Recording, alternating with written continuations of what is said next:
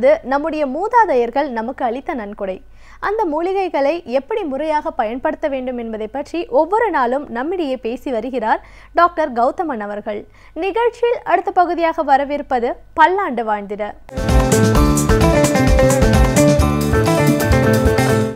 அன்பான கலைஞர் தொலைக்காட்சி நேயர்களுக்கு என்னுடைய இனிமையான காலை வணக்கங்கள்.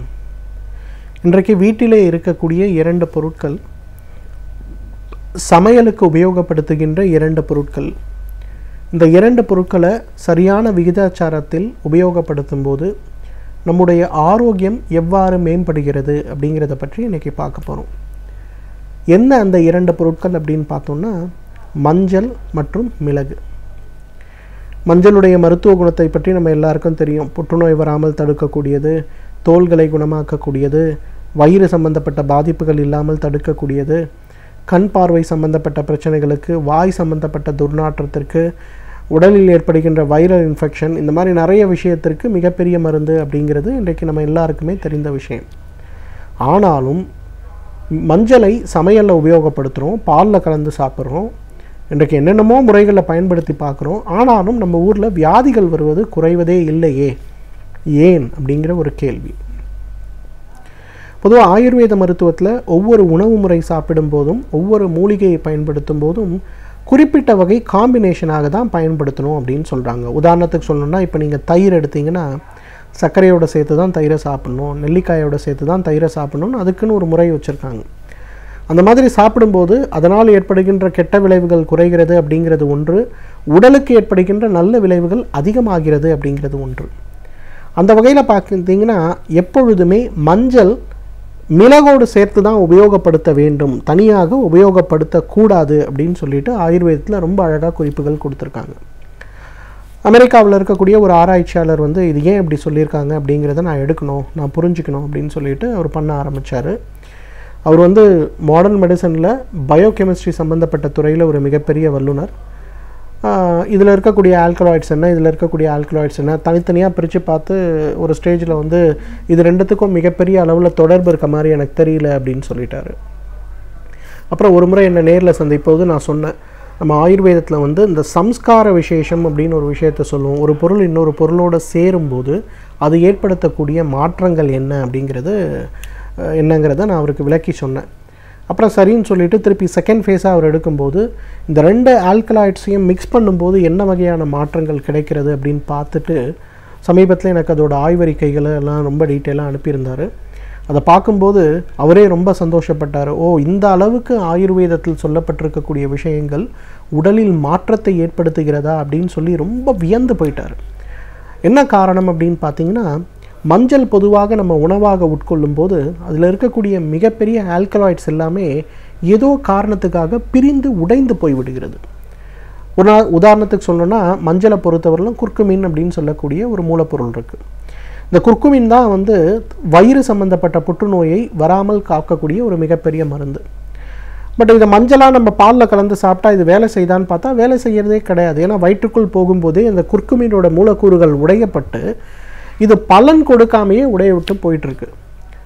ஆனால் அதே குர்குமின் மிளகோட எக்ஸ்ட்ராக்டோட சேர்த்து அவர் எலிகளுக்கு கொடுத்த போது பார்த்திங்கன்னா குர்குமின் முறையாக உடலில் கிரகிக்கப்பட்டது. கிட்டத்தட்ட 1500 மடங்கு. 1 கிராம் குர்குமின் கொடுக்கும்போது டைரெக்டாக தனியாக கொடுக்கும்போது ஏற்பட்ட விளைவுகளும், குர்குமினுடைய மிளகு சேர்த்து கொடுக்கும்போது ஏற்பட்ட விளைவுகளும் பார்க்கும்போது அதிசயக்கத்தக்க வகையில் மிகப்பெரிய ஒரு மாற்றம் ஏற்பட்டதை அவர் கண்டுபிடிச்சி எனக்கு அந்த ரிப்போர்ட்ஸ் எல்லாம் அனுப்பியிருந்தார். அப்புறம் நான் அதோட விளைவுகள் பற்றி, எந்தெந்த நோய்க்கு அதை பயன்படுத்துகிறோங்கிறத பற்றி மறுபடியும் அவருக்கு அனுப்பியிருக்கேன். அதை பற்றி நிறைய ஆராய்ச்சிகள் அவர் தொடர்ந்து பண்ணிகிட்ருக்கார். ஸோ அந்த வகையில் பார்க்கும்போது இந்த மிளகு மற்றும் மஞ்சள் சரியான அளவு சூரணம் செய்து உபயோகப்படுத்துவது அப்படின்னு பார்த்திங்கன்னா நுரையீரல் சம்பந்தப்பட்ட நோய்களுக்கு இது ஒரு மிகச்சிறந்த மருந்து. இப்போது நிறைய பேருக்கு பார்த்திங்கன்னா இருமல் வரும்போது வறட்டு இருமல் தான் வரும், சளி வராது. வந்ததுன்னா கூட கொஞ்சமாக வெள்ளையாக ஒரு சளி ஒன்று வரும். ஆனால் ராத்திரியில் படுத்தாலோ இல்லை சில்லுன்னு காற்று காதுக்குள்ளே போனாலோ சில் வாட்டர் குடித்தாலோ உடனே அந்த இருமல் ஆரம்பிச்சிடும். அடுத்த 2 மணி நேரம் 3 மணி நேரத்துக்கு இரும்பிக்கொண்டே இருக்க வேண்டிய ஒரு சூழல் ஏற்படுறதை நம்ம பார்க்க முடியும். ஸோ இந்த பிரச்சனையை எவ்வாறு குறைக்க முடியும், இந்த பிரச்சனையை எவ்வாறு குணப்படுத்த முடியும் அப்படின்னு பார்க்கும்போது அதற்கு இந்த மஞ்சளும் மிளகும் சேர்ந்த கலவை ஒரு மிகச்சிறந்த மருந்தாக இருக்கிறது. ஒரு அரை தேக்கரண்டி மஞ்சள் எடுத்துக்கங்க, ஒரு அரை தேக்கரண்டி மிளகுடைய தூள் எடுங்க, ரெண்டத்தையும் ஒன்றாக கலங்க. ஒரு அரை கிளாஸ் அளவுக்கு பாலில் இதை கலந்து காலை ஒரு முறை உணவுக்கு முன்பு, இரவு ஒரு முறை உணவுக்கு முன்புன்னு ஒரு 3 மாத காலம் சாப்பிட்டு பாருங்கள். உங்களுடைய இருமல் சம்பந்தப்பட்ட கோளாறுகள் முழுமையாக குணமாக இருக்கிறத நம்ம பார்க்க முடியும். அதே போல் நிறைய பேருக்கு பார்த்திங்கன்னா வயிற்று பொறுமல், எதை சாப்பிட்டாலும் வயிறு உபசம், சாப்பிடாம இருக்க முடியாது, பசி மிக கடுமையாக இருக்கும். சாப்பிட்ட உடனே வயிறு உப்பிச்சு அடுத்த 2 மணி நேரம் சாப்பிடல, அப்புறம் பார்த்திங்கன்னா பசிக்கும், சாப்பிட்டா வயிறு இன்னும் வீங்கும், கீழ் வழியாக காற்று பிரியவே பிரியாது. ஆனால் வயிறில் மேலே மட்டும் பசி இருந்துக்கிட்டே இருக்கும், வயிறு எரிச்சல் இருக்கும் சாப்பிடாம விட்டால். சாப்பிடுவதற்கு பசி இருக்கும், ஆனால் சாப்பிட்ற உணவில் அதிகமான ஒரு இன்ட்ரெஸ்ட் இருக்காது. அந்த மாதிரி இருக்கவர்களுக்கு அகெயின் மஞ்சள் அரை தேக்கரண்டி, மிளகு ஒரு அரை தேக்கரண்டி தூள் எல்லாத்தையும் ஒன்றா கலங்க, பாலில் குடிச்சிடுங்க, இல்லை வெந்நீரில் கலந்து சாப்பிட்டு பாருங்கள். ஒரு 15 நாட்கள் வயிறு ஒரு பலூன்லேருந்து ஊசியை குத்தி காற்றை இறக்கி விட்டால் அப்படி இறக்குறோமோ புஷ்ஷுன்னு அந்த அளவுக்கு வயிறு சுருங்கி நார்மலுக்கு வயிறு வரதை நம்ம பார்க்க முடியும். ஆர்த்ரைட்டிஸ் சம்மந்தப்பட்ட பிரச்சனை, உடம்புல கடுமையான வலி இருக்குது, என்னால் தாங்க முடியல அப்படின்னு சொல்லக்கூடியவர்கள் 3 கிராம் அளவுக்கு நல்ல சுத்தமான மஞ்சள் தூளை எடுத்துங்க, ஒரு தேக்கரண்டி. 2 கிராம் அளவுக்கு ஒரு 3/4 தேக்கரண்டி அல்லது அரை தேக்கரண்டி மிளகு நல்லா பொடி பண்ணி துணியில் சலித்த அந்த மிளகு தூளை எடுங்க, ரெண்டத்தையும் ஒன்றா கலங்க. ஒரு தேக்கரண்டி அல்லது 2 தேக்கரண்டி நல்ல மலை தேன் எடுங்க, இது எல்லாத்தையும் கலந்து ஒரு உருண்டை மாதிரி செஞ்சுக்குங்க. காலை எழுந்த உடனே வெறும் வயிற்றில் அந்த உருண்டையை சாப்பிடுங்க. ஒரு 48 நாட்கள் இந்த மஞ்சள், மிளகு, தேன் இந்த 3 விஷயத்தை கலந்து சாப்பிட்டு பாருங்கள். உங்களுடைய முட்டுகளில் ஏற்படுகின்ற இறுக்கம், வலி இதெல்லாம் படிப்படியாக குறையிறதை நம்ம பார்க்க முடியும். இன்றைக்கு நிறைய பேருக்கு பார்த்திங்கன்னா வயிறு ஸ்கேன் பண்ண போனால், சார் உங்கள் லிவரில் ஃபேட் இருக்குது, ஃபேட்டி லிவர் வருது, கிரேட் 1 வருது, கிரேட் 2 வருது, லிவர் சுருங்குது அப்படின்னு சொல்லி நிறைய பயமுறுத்தல்கள் இன்றைக்கி ஏற்படுறதை நம்ம பார்க்குறோம். அதுக்காக ஒரு 4 மாத்திரையை டெய்லி விழுங்குறவங்க நிறைய பேர் இருக்காங்க. நீங்கள் என்ன மாத்திரை விழுங்குங்களோ விழுங்குங்க, அது கூட 2 தேக்கரண்டி மஞ்சள் எடுங்க, 1 தேக்கரண்டி மிளகை சேருங்க, தேன் 2 தேக்கரண்டி போடுங்க, நல்லா அதை உருட்டினீங்கன்னா நல்லா இவ்வளோ பெரிய மாத்திரையாக வரும். அதை 2ஆக பிரிச்சுருங்க. காலை வெறும் வயிற்றில் ஒரு 6 மணிக்கு ஒரு அரை மாத்திரையும், மாலை 6 மணிக்கு ஒரு அரை மாத்திரையும் சாப்பிடுங்க. ஒரு 48 நாட்கள் இதை செய்யுங்க. மீண்டும் போய் உங்களுடைய வயிறை ஸ்கேன் பண்ணி பாருங்கள். உங்களுடைய அந்த ஃபேட்டி லிவர் சம்பந்தப்பட்ட பிரச்சனை குறைந்திருக்கிறதையோ அல்லது குணமாகி இருக்கிறதையோ நம்ம பார்க்க முடியும். நீரிழிவு நோய் இருப்பவர்கள் நிறைய பேருக்கு மிகப்பெரிய பிரச்சனை, இன்றைக்கு நீரிழிவு நோய் குணமாகலை, கண்ட்ரோலுக்கு வரல, நான் அந்த மருந்தை சாப்பிட்டேன், இந்த இன்சுலினை போட்டேன், அந்த மூலிகை மருந்து சாப்பிட்டேன், இந்த வேரை குடித்தேன், இந்த கஷாயத்தை குடித்தேன், குணமாகலைன்னு கஷ்டப்படுறவங்க நிறைய பேர் இருக்கீங்க. மிகச் சுலபமான ஹோம் ரெமெடி, 1 கிராம் நெல்லிக்காயுடைய சூர்ணத்தை எடுங்க, 1 கிராம் மஞ்சளுடைய சூர்ணத்தை எடுங்க, அரை கிராம் மிளகுடைய சூர்ணத்தை எடுங்க. இது 3த்தையும் பாலில் கலந்தோ அல்லது கொஞ்சம் தேன், மலைத்தேன் நம்ம ஏன் சொல்கிறேன்னா அந்த மலைத்தேனை சாப்பிட்டா சர்க்கரை அதிகமாகாது, அந்த மலைத்தேனை அதில் சேருங்க, எல்லாத்தையும் ஒன்றா கலங்க. அது பார்த்திங்கன்னா ஒரு சிறிய பெரிய நெல்லிக்காய் அளவு இருக்கக்கூடிய ஒரு பந்து போல் அது வரும். இந்த ஒரு பந்தை காலையில் ஒரு வேளை மட்டும் உணவுக்கு முன்பு சாப்பிடுங்க, அடுத்த 1 மணி நேரம் எதுவும் சாப்பிடாதீங்க. 3 மாதம் இதை ஃபாலோ பண்ணுங்கள். திருப்பி உங்கள் சர்க்கரையோட அளவு பாருங்கள், கணிசமான முன்னேற்றம் ஏற்பட்டிருக்கிறத பார்க்க முடியும். எனவே நேயர்களே, ஆயுர்வேத மருத்துவத்தை பொறுத்தவரையிலும் உணவு எவ்வாறு உண்ண வேண்டும், எந்த காம்பினேஷனில் சாப்பிடணும், அந்த காம்பினேஷனில் சாப்பிடும்போது உடம்பில் இருக்கக்கூடிய நல்ல பலன்கள் எப்படி இன்க்ரீஸ் ஆகுன்றதை பற்றி நிறைய குறிப்புகள் இருக்கிறத பார்க்க முடியும். ஒரு முறையான அனுபவம் பெற்ற ஒரு மருத்துவரை கலந்தாசித்து அவர்கள் சொல்லுகின்ற வகைகள் அந்த மருந்துகளை நம்ம உபயோகப்படுத்த ஆரம்பித்தோமேயானால் உடலில் இருக்கக்கூடிய நோய்கள் நீங்கி ஆரோக்கியமான ஒரு வாழ்க்கையை வாழ முடியும். அந்த வகையில் மஞ்சள், மிளகுங்கிற 2 விஷயத்தை முறைப்படுத்தப்பட்ட ஒரு முறையில் உணவாக எடுத்துக்கொள்ள முடியுமேயானால் நம்மாலும் பல்லாண்டு காலம் ஆரோக்கியமாக வாழ்ந்திட முடியும். சமூகத்தில் நடக்கும் நிகழ்வுகளில் நாம் கொள்ளத்தக்கவை எவை, தள்ளத்தக்கவை எவை என்பதை பற்றி இன்றைக்கும் நம்மிடையே பேச வந்திருக்கிறார் எழுத்தாளர் மனுஷபுத்திரன் அவர்கள். நிகழ்ச்சியில் அடுத்த பகுதியாக வரவிருப்பது தீதும் நன்றும்.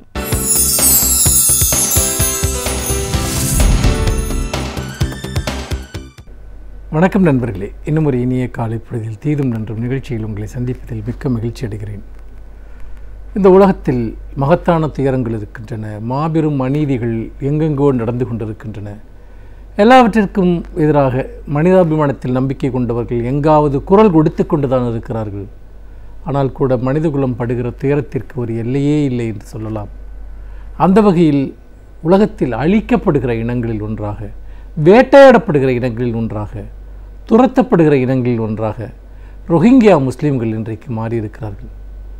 இன்றைக்கு ரோஹிங்கியா முஸ்லீம்களினுடைய இந்த அவலக்கதையை நீங்கள் உலகமே கேட்பதை பார்க்கலாம்.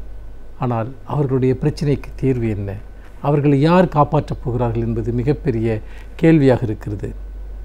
மியான்மரில் வசிக்கக்கூடிய ரோஹிங்கியா இன மக்கள், சன்னி பிரிவு முஸ்லீம்கள், அவர்கள் இன்றைக்கு மிக கொடூரமான முறையில் ஒரு இன அழித்தொழிப்பிற்கு ஆளாக்கப்பட்டு கொண்டிருப்பதை நாம் பார்க்க முடிகிறது. பேரழிவு என்று தான் சொல்ல வேண்டும். அவர்களை ஒருபுறம் சாரிங்க ஒரு நிமிஷம்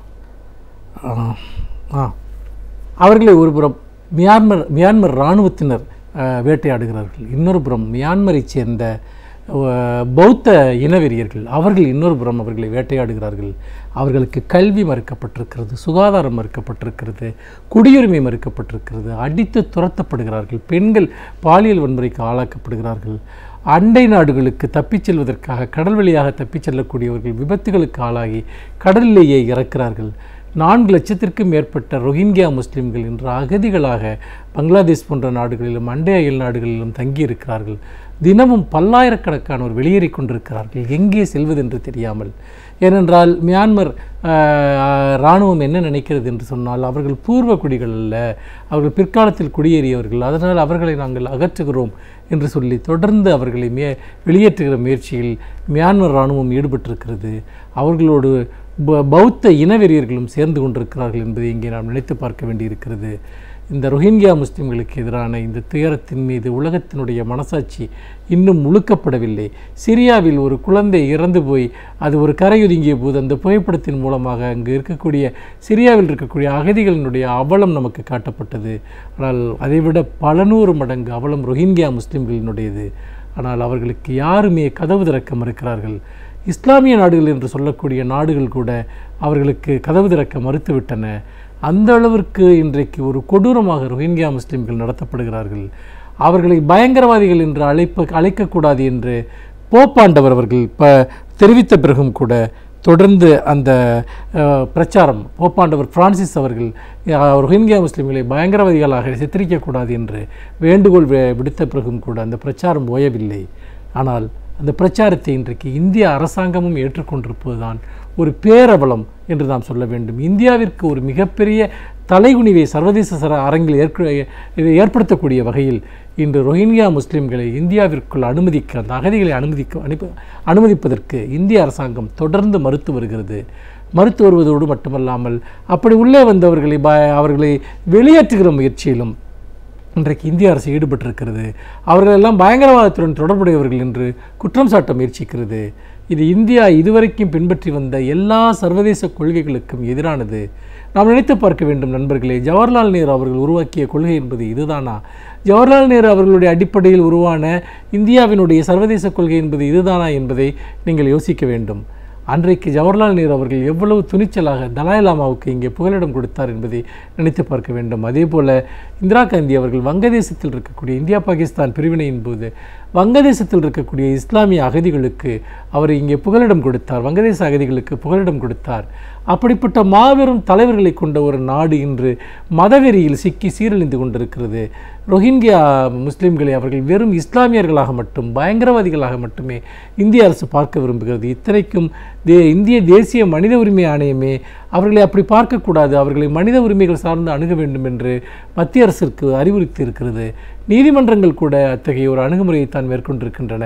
ஆனால் இப்போது இருக்கக்கூடிய அரசு என்பது முழுக்க ஒரு மதவாத பார்வை கொண்ட அரசாக இருக்கிறது. அகதிகள் தொடர்பான சர்வதேச கொள்கைகள் எதையும் இப்போது இருக்கக்கூடிய இந்திய அரசு பின்பற்ற மறுக்கிறது. இது ஒரு மிகப்பெரிய அளவிற்கு இந்தியாவை சர்வதேச அரங்கில் தனிமைப்படுத்தக்கூடிய ஒரு விஷயமாக இருக்கும். ஏனென்று கேட்டால் அந்த அகதிகள் வேறு எங்கு போவார்கள்? அவர்களுக்கு அடைக்கலம் கொடுப்பது அண்டை நாடாக இந்தியாவினுடைய அடிப்படை தார்மீக பொறுப்பு இல்லையா? அதோடு மட்டுமல்லாமல் அகதிகள் என்பவர்கள், அவர்களை நாம் சர்வதேச குடிமக்களாகத்தான் கருத வேண்டும். அவர்களுக்கு இந்த உலகத்தில் எங்கும் போய் வாழ்வதற்கான உரிமை இருக்கிறது. ஏனென்றால் ஒரு நிலத்திலிருந்து வெளியேற்றப்படுகிற மக்களுக்கு இந்த உலகத்தில் இருக்கக்கூடிய எல்லா நிலங்களும் உரிமையுடையதாக இருக்க வேண்டும். ஐநாவினுடைய சர்வதேச அகதிகள் கோட்பாடுகள் அதைத்தான் வலியுறுத்துகின்றன. இந்தியா ஒரு ஜனநாயக நாடு. மிகப்பெரிய அளவிற்கு ஒரு அடிப்படையான மனிதாபிமான கருதுகோள்களின் மீது உருவாக்கப்பட்ட ஒரு தேசம், காந்தியினுடைய தேசம். அதை நாம் மறந்துவிடக்கூடாது. காந்தி உருவாக்கிய மனிதாபிமான கொள்கை, ஜவஹர்லால் நேரு அவர்கள் உருவாக்கிய ஒரு ஜனநாயக கொள்கை, இதன் மீது இருக்கக்கூடிய ஒரு தேசம் என்பது ரோஹிங்கியா முஸ்லிம்களை மறுப்பது நமக்கு ஒரு மிகப்பெரிய அவமானம். இதற்கு பின்னால் இருக்கக்கூடிய மதவாதம் என்பது மிக மிக கேவலமான ஒன்று என்பதை நாம் மறந்துவிடக்கூடாது.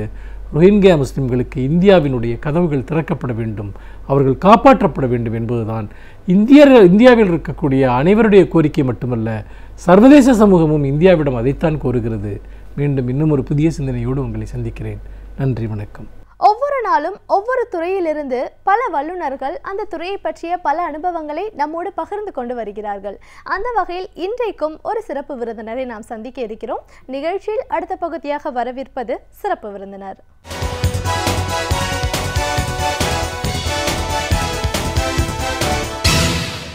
வணக்கம் நேயர்களே, விடியலை வா நிகழ்ச்சியின் சிறப்பு விருந்தினருக்கான நேரம் இது. இன்றைய சிறப்பு விருந்தினர் மனிதவள மேம்பாட்டு பயிற்சியாளர் திரு அருள்தேவ். ஒரு மனிதவள மேம்பாட்டு பயிற்சியாளரா இன்னைக்கு மனித வளம் அப்படிங்கிறது என்ன, நம்ம வந்து தகுதிப்படுத்திக்கணும் அப்படின்னும் போது திறன் மேம்பாடு அப்படிங்கிறது எவ்வளோ தூரம் அவசியமாக இருக்குது. திறன்களை வளர்த்துக்கணும் அப்படின்னு பண்ணும்போது ஒரு ஒரு மாணவரோ ஒரு இளைஞரோ தன்னை எப்படி தகுதிப்படுத்திக்கணும், ஒரு நிறுவனம் என்ன மாதிரியான ஒரு எதிர்பார்ப்புகளோடு இருக்குது, இப்படி பல விஷயங்களை கருத்துக்களை நம்ம அவர்கிட்ட கேட்டு தெரிஞ்சுக்கலாம். வணக்கம் சார். வணக்கம்.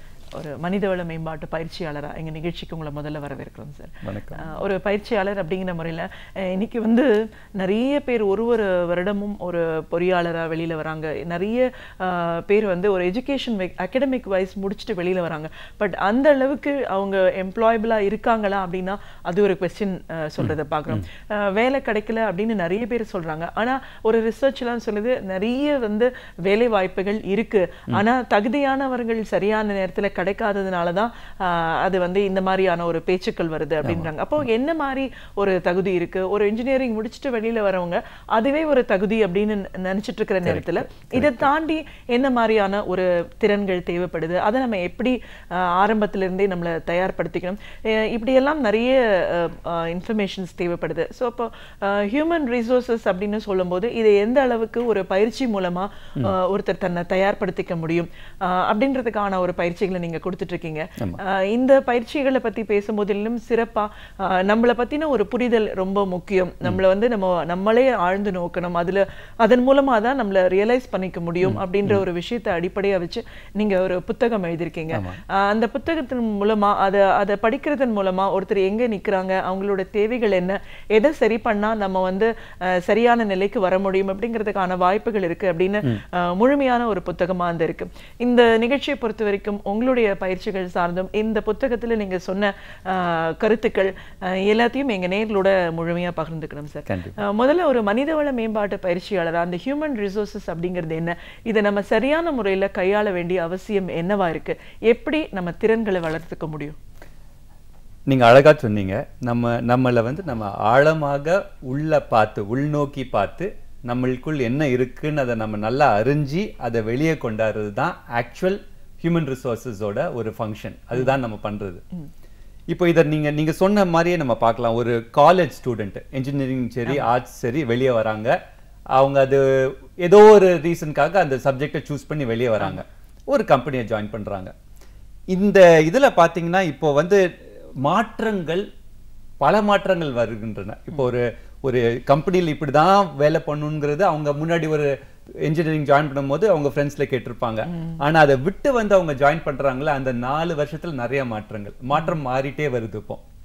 இப்போ நம்ம ஒரு சப்ஜெக்ட்ல படிக்கிறோம், சிறப்பாக படிக்கிறோம், அங்கேயும் ட்ரைனிங் பண்றாங்க, எப்படி இன்டர்வியூ எடுக்கணும், எப்படி கான்ஃபிடென்ட்டா இருக்கணும், அதெல்லாம் சொல்லி கொடுக்குறாங்க. ஆனா இப்போ நம்ம ஆக்சுவலா மனித ஆற்றலை எப்படி கொண்டாடணும்னா ஒரு டேர்ம் முதல்ல நம்ம பார்த்துக்கலாம். அகம் புறம். இது ஒரு சிம்பிளா ஒரு டேர்ம். அகம்னா நம்மளுக்கு உள்ள என்ன நடக்குது, புறம்னா நம்மளுக்கு வெளியே என்ன இருக்கு. இப்ப புறத்துல இவ்வளோ மாற்றங்கள் வரும்போது அதை வந்து புறத்தால மட்டும் நம்ம அந்த திறன்களை வளர்க்க முடியாது, அகத்திறன்களை வளர்க்கணும். அதுதான் இப்போ நிறைய ட்ரைனிங் இருக்கு. இதோட ஸ்பெஷலைசேஷன் இப்ப நான் என்ன கொண்டாடுறேன்னா, ஆர் என்ன மாதிரி ஆளுங்க என்ன கொண்டாடுறாங்கன்னா இந்த அகத்திறனை வளர்க்கிறது. இதுதான் மெயின். ஒரு எக்ஸாம்பிள் சொல்றேன். இப்போ நல்லா படிச்சிருக்கான், சப்ஜெக்ட்ல ரொம்ப கிளியர், சூப்பர், ஓகே. அவங்க இன்டர்வியூல போய் உட்கார்றாங்க.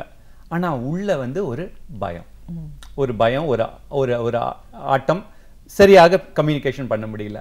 சரி கம்யூனிகேஷன் போறாங்க, இதை மாதிரிலாம் பேசணும், இதை மாதிரிலாம் பேசணும்னு சொல்லி கொடுக்குறாங்க.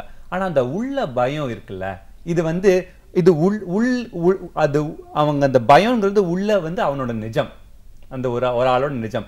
அதை மாற்றுறதுக்கு உள்ள மாற்ற தெரியணும். இப்போ இதுதான் என்னோட ஸ்பெஷலைசேஷன். அந்த பயத்தை நீங்க ஆக்சுவலா எப்படி மாத்துவீங்க? மாற்ற முடியுமா? முடியும். அதுதான் இதோட பயிற்சி. இது வந்து முழுமை, நீங்க கரெக்டா சொன்னீங்க, இது முழுமையான ஒரு பயிற்சி. நம்ம மனம் எப்படி வேலை செய்கிறது, என்ன மாதிரி நம்ம சிந்திக்கிறோம், தெளிவாக சிந்திக்க முடிகிறதா, நம்ம உணர்ச்சிகள் எப்படி இருக்கின்றன, பயம் இருக்கா இல்ல உண்மையான கான்ஃபிடன்ஸ் இருக்கா, நம்மளோட இயங்கு சக்தி எப்படி இருக்கின்றது, நம்மளோட உடல் எப்படி இருக்கின்றது, உள்ள நம்மளுக்கு வந்து ஒரு டீப்பர் ஆஸ்பிரேஷன் இருக்கா, இதெல்லாம் நம்ம ஃபுல்லா டெவலப் பண்றது தான் இதோட ஆக்சுவல் ஒரு பயிற்சி. கண்டிப்பா. பட் ஹியூமன் ரிசோர்ஸ் அப்படின்றது என்னன்னு நான் கேட்டேன். இது ஒரு ரிசோர்ஸ்னு நம்ம ஏன் சொல்றோம்? ஒரு நிறுவனம் வந்து என்ன மாதிரியான ஒரு தேவைகளோட இருப்பாங்க, அதை சரியான முறையில் நம்ம இங்கே ஒரு இன்டர்வியூக்கு கொண்டு போகிறவங்க அதை பயன்படுத்திக்கணும் அப்படின்னு வரும்போது இந்த ரிசோர்ஸஸை நம்ம எப்படி சேனலைஸ் பண்ண முடியும்? கரெக்ட். இப்போ நீங்கள் அந்த ஹியூமன் ரிசோர்ஸஸ் ஒரு கம்பெனியில் பார்க்குறாங்களே, இப்போ நம்ம அந்த நீங்கள் சொன்ன இதே எடுக்கலாம். ஒரு இன்டர்வியூவில் அந்த பார்க்குறாங்க, கம்பெனி ஆளுங்க உட்காடுறாங்க, அவங்க என்ன பார்க்குறாங்கன்னா அது ஃபங்க்ஷனல்னு சொல்லுவாங்க. இப்போ ஃபார் எக்ஸாம்பிள் ஃபினான்ஸில் அப்ளை பண்ணாங்கன்னா அந்த சப்ஜெக்ட் இருக்கா அப்படின்னு பார்ப்பாங்க. இவங்க மேலே போக போக போக வந்து வேற திறன்களை பார்ப்பாங்க. இந்த டீமை மேனேஜ் பண்ண முடியுதா, மனிதர்களை மேனேஜ் பண்ண முடியுதா, அந்த திறமைகள் இருக்கான்னு பார்ப்பாங்க. இது மோஸ்ட் ஆஃப் த மனித ட்ரைனிங் வந்து இதுதான் நடக்குது. இந்த உள் ட்ரைனிங் வந்து இப்போதான் ஒரு மாதிரி அவேர்னஸ் வருது. இது பண்ணாதான் இம்பார்ட்டன்ட். ஏன்னா இல்லைன்னா உங்களை மாற்றங்கள் ஃபாஸ்டா மாற முடியாது. வெளியே ஸ்கில்ஸ் மட்டும் மாறுறதுனால நம்ம வந்து திறமையா இருக்க முடியாது. இனிமே நம்மளோட எண்ணங்கள் மாறணும், புதுசா யோசிக்க மாறணும். நம்ம என்னதான் வந்தாலும் நம்ம பழைய மாதிரியே நம்ம உள்ள வந்தோம்னா இந்த புது மாதிரியான, இப்போ ஃபார் எக்ஸாம்பிள் ஒரு ஐடி இண்டஸ்ட்ரினா முன்னாடி என்னன்னா ஒரு பெரிய ப்ராஜெக்ட் வரும், அது வருஷ கணக்கில் ஓடும். இன்னைக்கு என்னன்னா அவ்வளோ பெரிய ப்ராஜெக்ட்லாம் வருது இல்லை, குறுகிய சின்ன சின்ன ப்ராஜெக்ட்ஸ்லாம் வருது. அப்போ அதையும் புரிஞ்சு ஒர்க் பண்ணுறதுக்கு வந்து அந்த மனம் வந்து ஃபாஸ்ட்டாக கற்றுக்கணும். அந்த மாதிரி இதுதான், அது மாதிரி ட்ரைனிங் தான் இது. ஸோ இது வந்து நம்ம வந்து ஒரு மாற்றம் கொண்டாடுறோம். இந்த ஹியூமன் ரிசோர்ஸஸ்லேயே ஒரு விழிப்புணர்ச்சி, ஒரு மாற்றத்தை கொண்டாட பார்க்குறோம். நீங்கள் இந்த ஸ்கில் ட்ரைனிங் மட்டும் பண்ணால் போதாது, ஃபங்க்ஷனல் ட்ரைனிங் மட்டும் பண்ணா போதாது. அந்த வேலை பண்றவங்களுக்கு உள்ள என்ன நடக்குது அந்த ட்ரைனிங்கும் பண்ண முடியுமாங்கிறது தான் ஒரு ஒரு ஒரு ஒரு ஒரு புதுமையான ஒரு முறையை நம்ம உள்ள கொண்டாடுறோம். இது இந்த புதுமையான பயிற்சி அப்படின்றதெல்லாம் பேசும்போது நீங்கள் சொன்னதுலேருந்து நாம் புரிஞ்சுக்கிட்டு என்னென்னா, நம்ம எக்ஸ்டர்னல் ஸ்கில்ஸ், சாஃப்ட் ஸ்கில்ஸ் என்னதான் இருந்தாலும் நம்ம எண்ணங்களில், எண்ண ஓட்டத்தில், மனதில், நம்மளோட ஆட்டிடியூடில், இப்படி பல விஷயங்களில் இன்டர்னலாக சேஞ்ச் பண்ணால் மட்டும்தான் நம்ம சக்ஸஸை நோக்கி பயணம் பண்ண முடியும். அப்படின்னும் போது இன்னைக்கு அந்த மாதிரியான விஷயங்களை மாற்றிக்காமல் நிறைய பேர் ஃபெயிலியர்ஸை சந்திச்சுட்டு இருக்கிறத பார்க்குறோம். ஸோ இப்போ இந்த இன்னர் செல்ஃப் சொல்கிறீங்களே, நம்மளை ஆழ்ந்து கூர்ந்து பார்க்கணும் அப்படிங்கிறீங்களே, அப்படி பார்க்குறபோது என்ன மாதிரியான விஷயங்கள்லாம் நம்மளுக்கு புலப்படும்? மாற்றணும், சேஞ்சஸ்ன்றது வேற, என்னெல்லாம் ஃபர்ஸ்ட் நம்ம தெரிஞ்சுக்கிறோம்? ஃபீச்சர்ஸ் என்ன, இன்டர்னல் ஃபீச்சர்ஸ்? வெரி குட், சிறப்பான கேள்வி. ஆக்சுவலாக அது இப்போ இதுக்கு வந்து ஏன் ஒருத்தருக்கு இதை பார்க்க முடியலன்னா, இப்போ நம்ம ஒரு சாம்பார் பண்றோம்னு வச்சுக்கோங்களேன், அந்த சாம்பார் வந்து இன்கிரீடியன்ஸ் எப்படி வந்தாலும், காய் எப்படி வந்தாலும் அதை ஒரு மாதிரி பக்குவமா பண்ணி நம்மளால பண்ண முடியாது. உள்ள இப்போ ஒரு நம்ம இன்டர்வியூ போறோம் இல்ல வேலை பண்றோம்னா நம்மளுக்குள்ள என்னெல்லாமோ நடந்துட்டு இருக்கு. அவங்க ஒரு மாதிரி ஒரு போக்குல போக சொல்றாங்க, நம்ம மனம் அப்படி போக மாட்டேங்குது, பழசுல போயிட்டு இருக்கு. அதை புரிஞ்சு மாத்தணும். அப்போ என்னன்னா அதுக்கு தான் இந்த புக்ல வந்து 8 parts of being, 8 உள்ள வந்து 8 வேலைகள் நடக்கின்றன நம்மளுக்குள்ள. அதை வந்து நம்ம அழகா வந்து ஒவ்வொன்றும் எப்படி செயல்படுது நான் சுருக்கமா சொல்றேன். இப்போ ஃபர்ஸ்ட் எடுத்தீங்கன்னா நம்ம உடலுங்கிறது வந்து சிம்பிளா சொல்லலாம் ஹெல்த்தியா இருக்கணும்ன்றது ஒண்ணுதான். ஆனா அதோட இன்னொரு சைக்கலாஜிக்கல் காம்பனன்ட் என்னன்னா ஹேபிட் ஃபார்மேஷன். நம்ம எது நம்ம பண்ணாலும் நிறைய தடவை பண்ணிட்டோம்னா அது ஒரு ஹேபிட் ஆயிடும். அந்த ஹேபிட்டை மாத்துறதுக்கு வந்து நம்ம டக்குன்னு ஒரு தடவை பண்ணா மாறாது, அதையும் நம்ம பல தடவை பண்ணணும். அதான் அதோட முறை. இது ஒண்ணு. அப்புறம் நம்மளுக்கு பாத்தீங்கன்னா லைஃப் எனர்ஜி, நம்மளுக்கு ஒரு எனர்ஜி இருக்கு. இது வந்து 3 பாகமா நம்ம இதுல பிரிக்கிறோம். முதல்ல வந்து என்னன்னா இந்த ஐம்புலன்கள். அது வந்து ஐம்புலன்கள் எப்படின்னா இன்பத்தை தேடி போகும், ஏதாவது கஷ்டமா இருந்தா அது குறுகும். இதான் அதோட நேச்சர். இது நம்மளுக்குள்ள ஒண்ணு இருக்கு. இன்னொன்று வந்து நம்மளோட இயங்கு சக்தி, பவர்ன்னு சொல்லுவாங்க ஆங்கிலத்தில். பவர், நம்மளோட கெப்பாசிட்டி டு மேனிஃபெஸ்ட் சம்திங், அந்த இயங்கு சக்தி ஒன்று இருக்கு. இன்னொன்று வந்து நம்ம மனிதர் உணர்ந்து அன்புடன் இருக்கிறது. இப்போ நம்ம ஒரு குரூப்ல இருக்கோம், ஒரு 10 பேரோட வேலை பண்றோம் போது சில பேர் எப்படின்னா 2-3 பேரோட மட்டும்தான் அவங்களால ஒருங்கிணைந்து வேலை பண்ண முடியும். பல பேரை வந்து அவங்களுக்கு சேர்ந்து போக முடியாது. அந்த கெப்பாசிட்டியும் பில்ட் பண்ணணும். இப்போ இதுல பயிற்சி இந்த இப்போ 4 சொல்லியிருக்கேன் நான். இதோட பயிற்சி என்னன்னா ஒவ்வொன்றும் எப்படி உள்ள வேலை செய்கின்றன. இப்போ சில பேருக்கு வந்து ஒரு எக்ஸாம்பிள் சொல்றேன். நல்லா எமோஷனல் கனெக்ட், அன்பாக இருப்பாங்க. ஆனா அந்த அன்பு இருக்கும்போது வந்து ஒரு பயஸ்ன்னு வந்துடும். இது எனக்கு தெரிஞ்சவங்க. அப்போ அந்த கம்பெனியில் ஒரு ஃபார் எக்ஸாம்பிள் வேலை பண்ணும் போது அந்த இயங்கு சக்தியில் வந்து நம்ம சேர்ந்து பண்ணணும் அப்படின்னு ஒரு அசர்ட்டிவ்னஸ் வரும்போது இது ஜாஸ்தியாக இருந்தால் இது வராது. ரொம்ப அன்பா இருக்கும் ஒரு பயஸ் வந்துடும். அப்போ இந்த ஒரு அசர்ட்டிவ்னஸ் வராது. ஸோ இது எல்லாமே நம்மளுக்குள்ள எப்படி நடக்கிறதுங்கிறது தான் இந்த ஒன்று. அடுத்தது வந்து மனம், மைண்டுன்னு சொல்றது. மைண்ட்ல 3 பாகங்கள். ஒன்று வந்து தகவலை அறியும் மனம், டேட்டா மைண்ட். என்னென்ன இன்ஃபர்மேஷன் நம்ம ஸ்கூல்ல சொல்லி கொடுக்கறது எல்லாமே இந்த டேட்டா மைண்ட் மட்டும்தான் மெயினாக சொல்லி கொடுக்குறோம். அடுத்த மைண்ட் என்னன்னா அந்த கிரியேட்டிவிட்டி, இமேஜினேஷன். ஆனா அந்த இமேஜினேஷன் வந்து ஜென்ரலா இமேஜினேஷன் எப்படின்னா ஒரு டிசையர் பேஸ்ட் இமேஜினேஷனா போகும். ஃபார் எக்ஸாம்பிள் எனக்கு லாலிபாப் வேணும்னா நான் பரலோகமாக தான் கற்பனை பண்ணுவேன். அதே தான் ஒரு கார் வேணும், ஒரு ஜாப் வேணும்னு கற்பனை பண்றது. இது வந்து உண்மையான கற்பனை அல்ல. உண்மையான கற்பனை திறன் இமேஜினேஷன் என்னன்னா ஒரு பர்பஸ், ஒரு ஐடியா. அது எனக்கு மட்டும் நான் யோசிக்க கூடாது. இந்த குரூப்ல வந்து நம்ம இது பண்ணணும், இல்ல இந்த சமுதாயத்துல ஒரு மாற்றம் உண்டாக்கணும், இல்ல எஜுகேஷன் சிஸ்டம்ல ஒரு மாற்றம் உண்டாக்கணும்னா அந்த ஐடியா பேஸ் பண்ணி நம்ம கற்பனைகள் எப்படி பண்ணா வரும் அப்படி பர்பஸ் சென்டர்ட் இமேஜினேஷன்ங்கிறது 2வது பார்ட் ஆஃப் த மனம். 3வது பார்ட் ஆஃப் த மனம் வந்து ஒருங்கிணைக்கும் மனம். பல ஐடியா இருக்கு, பல புஸ்தகம் படிக்கிறோம், இல்ல இந்த மனித மேம்பாட்டுக்கே பல புஸ்தகம் படிக்கிறோம். கேட்பாங்க எதமா நான் பண்றது, ஒரு புஸ்தகத்துல இன்னொன்னு சொல்றான், இன்னொருத்துல இன்னொன்னு சொல்றான். அதை எல்லாமே இணைக்கும் திறன். ஒரு மாலை பண்றோம்னா அந்த நூல் எடுத்து இணைக்கிறோம்ல, அதே மாதிரி மேல் கருத்துல இருந்து உள் கருத்து போய் உள்கருத்தை எல்லாம் இணைக்கும் திறன் தான் இந்த ஒருங்கிணைக்கும் மனம். இது வந்து இன்னைக்குல வந்து ஸ்கூல் காலேஜ்லயும் சொல்லி கொடுக்கறது இல்ல, ஆர்கனைசேஷன்லயும் சொல்லி கொடுக்கறது இல்ல. இது வந்து கொஞ்சம் பேருக்கு தான் தெரியும். இது புரிஞ்சு பண்ணும் போது என்ன ஆகுதுன்னா மனம் வந்து கொஞ்சம் சைலண்டா இருக்கும். அந்த நாய்ஸ் இருக்கும் பாத்தீங்களா, சக்க சக்க சக்கன்னு உள்ள போயிட்டு இருக்கு பாத்தீங்களா, அது கொஞ்சம் அமைதியாகும். அப்பதான் அவன் சிறப்பாக வேலை செய்ய முடியும். அப்பதான் அவங்களோட ஃபுல் கான்சென்ட்ரேஷன் வந்து இப்ப நம்ம எல்லாருமே ஒரே மாதிரி வேலை பண்ணா அந்த புதுசா வர சமுதாயம், புதுசா வந்த ரியாலிட்டி நம்மளால கொண்டாட முடியாதுல்ல. அந்த கெப்பாசிட்டி பண்றதுக்கு இந்த 3 மனத்தையும் ஃபுல்லா டெவலப் பண்றது.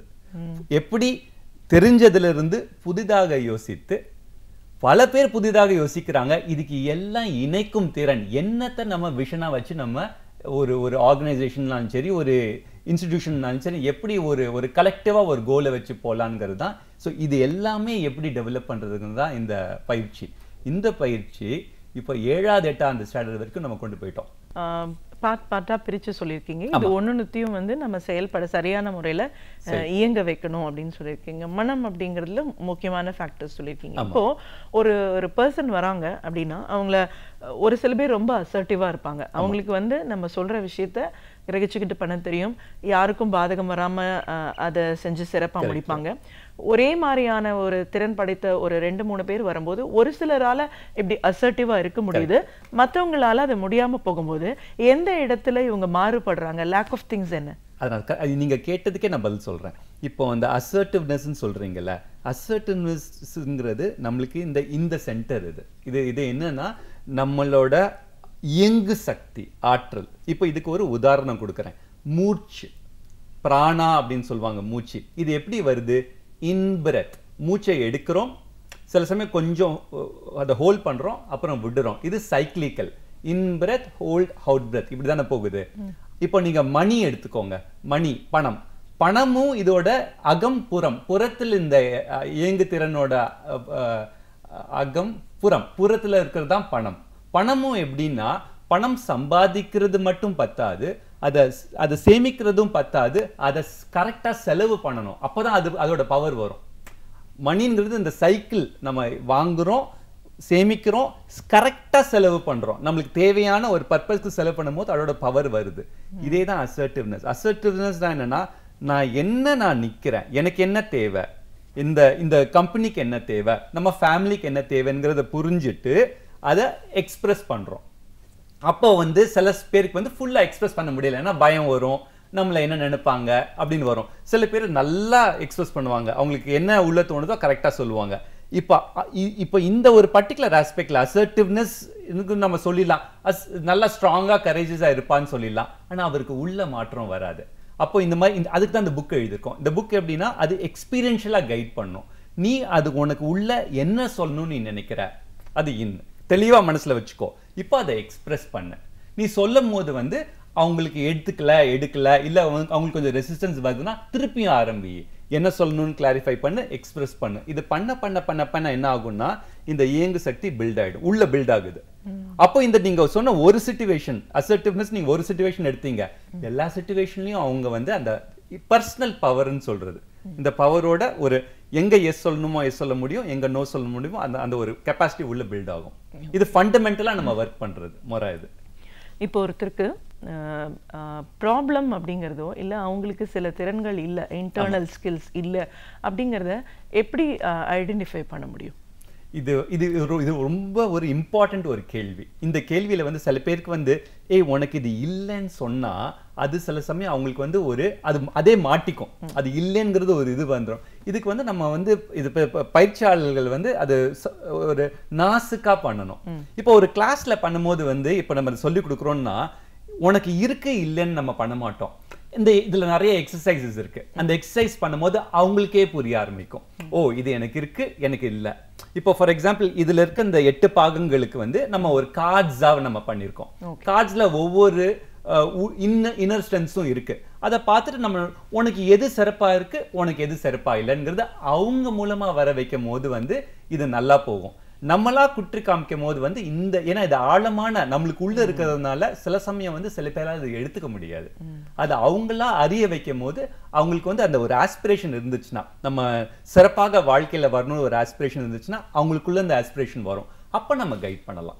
இப்போ உனக்கு எமோஷன்னா இந்த மாதிரி டெவலப் பண்ணுப்பா, இந்த அசர்ட்டிவ்னஸ் இப்படி டெவலப் பண்ணு, மனம்னா இப்படி டெவலப் பண்ணுன்னு சொன்னா அவங்க பிடிச்சுப்பாங்க. ஓகே. ஸோ இப்போ இந்த ஒரு ப்ராசஸ் மூலமா நம்ம அவங்களுக்கு எந்த இடத்துல என்ன தேவைங்கிறத ஐடென்டிஃபை பண்றோம். ஐடென்டிஃபை பண்ண அப்புறமா ஒரு 4-5 விஷயங்கள்ல அவங்களுக்கு குறைபாடு இருக்கு அப்படின்னா அதை வந்து அந்த கரெக்டிவ் மெஷர்ஸ் எப்படி எடுக்க முடியும்? இல்ல இப்போ இதுல வந்து ஒரு இம்பார்ட்டன்ட் ஆஸ்பெக்ட், இதுல வந்து குறைபாடு ஸ்ட்ரென்த் ரெண்டுமே இருக்கு. குறைபாடுல வந்து இந்த நம்ம ஆழமா ஒர்க் பண்றதுனால ஓவரா ஃபோக்கஸ் பண்றது வந்து சிறப்பான முறை அல்ல. ஏன்னா இதோட ஒரு ஃபண்டமெண்டல் இருக்கு, நாம எதுல நம்ம கவனத்தை செலுத்துறோமோ அது ஜாஸ்தி ஆகும். இப்போ ஃபார் எக்ஸாம்பிள் ஒரு பழைய ஸ்டோரி இருக்கு, ஒருத்தட்ட ஒரு மாஸ்டர்கிட்ட போறான், எனக்கு வீட்டுல பெரிய ப்ராப்ளம் அப்படிங்கிறான். அவர் என்ன சொல்றாருன்னா, இந்த மாட்டை எடுத்து உன் வீட்டுக்குள்ள வச்சுக்கோ. அவர் ஆக்சுவலி என்ன சொல்றான்னா, வீட்டுல இடமே இல்லை அப்படிங்கிறான். இந்த மாட்டை எடுத்து வீட்டுக்குள்ள வச்சுக்கோங்கிறான். என்ன மாஸ்டர் சொல்றீங்க, நான் சொன்னதை பண்ணேன்னு சொல்றேன்ல, ஓகே சரி, மாட்டை எடுத்து வீட்டுக்குள்ள வச்சுக்கிறான். ஸோ முதல்ல வந்து இவன் ஒய்ஃபு 2 குழந்தைங்க. இப்போ வீட்டுக்குள்ள 1 வாரம் மாடு, வீட்டுல தூங்கவும் முடியல ஒண்ணும் முடியல. அவன் போய் மாஸ்டர் சொல்றான், என்ன மாஸ்டர் முன்னாடி விட மோசமாயிடுச்சு, இப்ப மாட்டை வெளியே வை, திருப்பி போனா எல்லாம் சரியாயிடுது. ஓகே, ஸோ இப்போ நம்ம எதுல நம்ம ஃபோக்கஸ் பண்றோமோ அது ஜாஸ்தி ஆயிடும். நம்மளுக்கு குறைங்கிறது ஃபோக்கஸ் பண்றது வந்து இந்த இப்போ நம்ம சில டீச்சர்ஸ் வந்து ரெட் இங்க் வச்சுட்டு தான் கரெக்ட் பண்ணுவாங்க பாத்தீங்களா, அது வந்து நம்ம ட்ரெயின் பண்றோம். தப்பு தப்பு தப்பு, அந்த முறை சிறப்பான முறை அல்ல. ஓகே, என்ன சிறப்பா ஒர்க் ஆகுது, இப்போ ஒரு ப்ராப்ளத்துக்கு என்ன இது, ஒரு பூட்டை திறக்கணும்னா ஒரு கீ தேவை. இப்போ ஒரு இது சிறப்பா போலேன்னா ஒரு ஸ்ட்ரென்த்தால தான் அதை மாற்ற முடியும். கரெக்டா? இப்போ நம்ம வண்டியை ஓட்டுறோம், கார் ஓட்டுறோம், கார்ல வந்து இண்டிகேட்டர் ரெட் ஆகுது, என்ன அர்த்தம், டீசலை போடணும் பெட்ரோல் போடணும். இதை தெரிஞ்ச பிற்பாடு அடுத்தது செயல், போறேன் டீசலை போடுறேன் போயிட்டே இருக்கிறேன். ப்ராப்ளத்துக்கும் அதுதான் கரெக்டான முறை. இதுதான் ப்ராப்ளம். இப்போ ஜென்ரலா என்ன பண்றோம்னா இது ப்ராப்ளம்னு ஜென்ரலா பேசுறோம். இந்த முறையில் என்னன்னா எக்ஸாக்டா எங்க ப்ராப்ளம் வருதுன்னு கண்டுபிடிச்சிடுறோம். கண்டுபிடிக்கிறதோட வேலை ஓவர், அதோட சொல்யூஷன் அதோட ஸ்ட்ரென்த் என்னன்னு எடுத்து அதை ஜாஸ்தி பண்ணி அந்த ப்ராப்ளம்குள்ள கொண்டாடும் போது மாற்றம். ஸோ நம்ம அந்த ப்ராப்ளத்தை கவனம் ஜாஸ்தி செலுத்துறது வந்து பழைய முறை அந்த முறையில வந்து ஒரு லேக் ஆஃப் கான்ஃபிடன்ஸ் வந்து நிறைய குழந்தைங்க நிறைய எம்ப்ளாயீஸ்க்கும் வருது. அந்த முறையை தாண்டி அவங்களோட ஸ்ட்ரென்த் பேஸ்ட் ட்ரைனிங்கா போறது தான் நம்ம இதுல பண்றோம். ஓகே, இது ஒரு பாசிட்டிவ் அப்ரோச் அப்படின்னு நம்ம சொல்லலாம். நம்ம குறைபாடெல்லாம் களைஞ்சிட்டு அவங்களுடைய ஸ்ட்ரென்த்தை மட்டும் நம்ம என்ஹான்ஸ் பண்றோம். இப்போ நிறைய பேர் சொல்றது என்னன்னா, ஆட்டிடியூடுன்ற வேர்டு ரொம்ப காமனா எல்லாருமே பேசுறதை பார்க்குறோம். உண்மையில என்ன ஆட்டிடியூட், அது என்ன இல்லாம இருக்கு, அதை சரி பண்ண வேண்டிய அவசியம் இருக்குங்கிறதையும் நிறைய பேர் நம்ம சொல்றாங்க. ஸோ இப்போ அந்த மாதிரியான ஒரு விஷயம் ஒருத்தருக்கு சரியில்லை அப்படின்னா அதை மாற்றி ஆக வேண்டிய அவசியம் இருக்கு. ஸோ அந்த குறைபாடை நீக்காம நம்ம வேற பண்ண முடியாது. ஸோ அப்போ அந்த மாதிரியான ஒரு ஒரு பர்சனுக்கு அவங்களோட லைஃப்பை மாற்றணும்னா எப்படி பண்ண முடியும்? சிறப்பான கேள்வி. இப்போ ஆட்டிடியூட்னு வரும்போது எப்படின்னா, இது வந்து நம்ம பிறந்த விதம், வளர்ந்த விதம், பெற்றோர்கள், க்ளோஸ் ஃப்ரெண்ட்ஸு, இல்லை நம்ம ஒரு 2 கம்பெனி வந்தோம்னா இங்க எல்லாம் இந்த பிலீஃப் சிஸ்டம்னு சொல்லுவாங்க. இதுல என்ன ப்ராப்ளம்னா, இது வந்து அன்கான்ஷியஸா இருக்கும். இது டப்புன்னு நம்மளால எடுக்க முடியாது. இது நம்மளுக்கு பின்னாடி இருக்கும். அதனால நீங்க என்ன பார்த்து சொல்லுவீங்க, இது உனக்கு ஆட்டிடியூட் இருப்பீங்க, நான் சொல்லுவேன் உனக்கு தான் ஆட்டிடியூட். ஸோ நம்ம பார்க்க மாட்டோம். ஓகே, ஸோ இது வந்து மனத்தில் செய்ய வேண்டிய வேலை. இப்போ மனத்தளவுல வந்து இதோட பெஸ்ட் மெத்தட் என்னன்னா, ஒரு இடத்துல வந்து ஆட்டிடியூட் சரியா வரலன்னா எங்கேயோ நம்ம ஒரு மாதிரி, அதான் blue colour lens, yellow colour lens, இப்படிதான் நான் உலகத்தை பார்க்குறேன். ஒரு பேப்பரை எடுத்துட்டு, ஒரு காகிதத்தை எடுத்துட்டு ஒரு 10, 15, 20 நிமிஷம் என்ன மாதிரி நான் பார்க்குறேன்னு எழுதிட்டே இருந்தீங்கன்னா, அப்புறம் அதை எழுதிட்டு இப்படி பார்த்தீங்கன்னா நல்லா பார்த்தா அங்கே தெரியும் எப்படி பார்க்குறோம். சில பேர் எப்படி பார்ப்பாங்கன்னா, வாழ்க்கைன்னா பிரச்சனை தான் அப்படின்னு ஒரு ஆட்டிடியூட் இருக்கும் போது என்ன நல்லது பண்ணாலும் வரும். நான் நிறைய பேர் பார்த்துருக்கேன், கம்பெனியில் பெரிய ஆளாக இருப்பாங்க, ஆனா உள்ள ஒரு இது இருக்கும், உஷாராயிரு வந்து எங்கேயாவது சொல்லி கொடுத்துருப்பாங்க. நல்லதுதான். இது வந்து ஆட்டிடியூட் பிலீஃப் லெவல்ல மாறிடும் போது எப்ப பார்த்தாலும் ரொம்ப உஷாரா இருக்கும் போது ட்ரஸ்ட் பண்ண முடியாது அவங்களால. அப்போ அந்த மாற்றம் கொண்டாடுறது என்னன்னா, அதுக்கு தான் அந்த மைண்ட் ஃபர்ஸ்ட்ல வந்து நம்ம வந்து அந்த டேட்டா மைண்ட் சொன்னேன், நம்ம பார்க்குற மனம், அது என்ன ஆகுதுன்னா அது பழசெல்லாமும் பேக்லாக் உள்ள வச்சுட்டே இருக்கும். அதை வெளியே எடுக்கிற முறை வந்து கொஞ்சம் கஷ்டமான முறை, ஆனா பண்ண முடியும். ஒரு மெத்தட் தான் நான் உங்களுக்கு சொல்லியிருக்கேன். ரெண்டாவது மெத்தட் என்னன்னா, அந்த மனசுல என்னென்ன எண்ணங்கள் எழுகின்றனங்கிறது பார்க்க முடியும். இது நம்ம இந்திய சமுதாயத்துல பல பேர் பண்ணியிருக்காங்க, நடைமுறை மக்களுக்கு போய் சேரல. அதுல இந்த மெத்தட் இருக்கு. நம்ம எண்ணங்கள் வருதுல, அதை நம்மளால மனக்கண்ணில் பார்க்க முடியும். அப்போ அந்த எண்ணம் வந்து நம்மளுக்கு உதவி செய்கிறதா இல்ல பழச கிளறுதா? பழச கிளறும் எண்ணம் வந்து அதை நம்ம ஃபோக்கஸ் பண்ணாம புதிய எண்ணத்தை பார்க்கும் போது புதுசு வளரும். இதுக்கு கொஞ்சம் ட்ரைனிங் தேவை. இல்ல இந்த புக்கை எப்படி எழுதியிருக்கோம்னா, படிக்கும் போதே ஒரு எக்ஸ்பீரியன்ஸ் உள்ள ட்ரிகர் பண்ணும். ஸோ ஃபார் எக்ஸாம்பிள் அந்த சாப்டர் எடுத்து ஒரு 2-3 தடவை அப்படி படிச்சு விட்டா கூட உள்ள ஏதாவது மாற்றம் நடக்கும். ஸோ இது வந்து அந்த உள்ளெழும் கருத்துக்களை, நம்மளுக்கு எண்ணங்களை கண்டுபிடிக்கும் திறன் தேவை இதுக்கு. இல்லைன்னா ரொம்ப கஷ்டம். அது ஒரு மனிதவள மேம்பாட்டு பயிற்சியாளராக இது நிறைய புதுசான விஷயங்கள் இன்னைக்கு பேசியிருக்கோம். முழுமையாக பேசுறதுக்கு நம்மளுக்கு நேரம் இல்லை அப்படின்னாலும் இது ஒரு சில விஷயங்களை நம்ம கூர்ந்து கவனிச்சு இன்னைக்கு பேசியிருக்கோம்.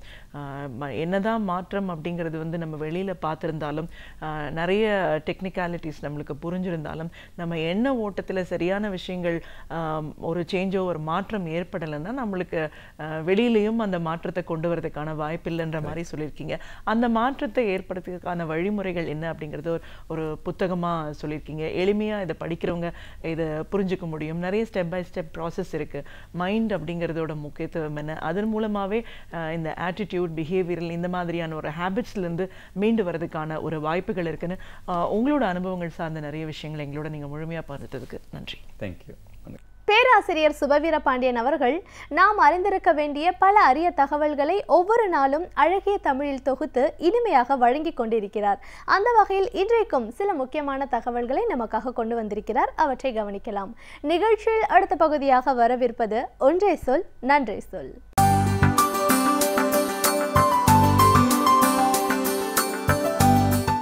அனைவருக்கும் என் அன்பு வணக்கம். திராவிட இயக்கத்தின் வரலாறு ஒரு நூற்றாண்டை கடந்து இன்றைக்கும் தமிழகத்தில் செல்வாக்கோடு வளர்ந்து கொண்டிருக்கிறது. திராவிட இயக்கம் எப்போது தொடங்கிற்று என்று கேட்டால், பொதுவாக நீதி கட்சி தொடங்கிய 1916வது ஆண்டைத்தான் சொல்லுவார்கள். ஆனாலும் மிக துல்லியமாக நாம் வரலாற்றை பின்னோக்கி பார்க்கிற போது 1913ஆம் ஆண்டுக்குத்தான் அந்த பெருமை உண்டு என்று சொல்ல வேண்டியிருக்கிறது. அந்த ஆண்டிலே தான் பல மாற்றங்கள் நடைபெற்றன. அந்த ஆண்டிலே தான் திராவிட இயக்கத்திற்கான விதை முதலாக விதைக்கப்பட்டது. அதற்கு முன்பே அதற்கான தேவைகளும் காரணங்களும் இருந்தன. 1893ஆம் ஆண்டு வெளிவந்த ஒரு புத்தகம் ஃபேர் பிளே என்கிற ஒருவரால் எழுதப்பட்ட நூல். அது உண்மையான பெயரா புனை பெயரா என்று நமக்கு தெரியாது. அப்போது சொல்லப்பட்ட அந்த புத்தகத்தில் இருக்கிற செய்தி என்ன என்றால், though the British are called the rulers of India, in reality it is Brahmins they are ruling India என்று இருந்தது.